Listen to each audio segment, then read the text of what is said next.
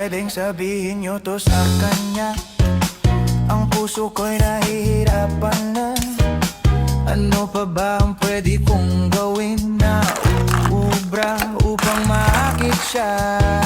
Palagay kaya ako ng pato, magpatubo ng balbas sa nguso, magpalaki ng muscle sa braso, magpadagdag ng puwet kay belo. Buksan mo, papasukin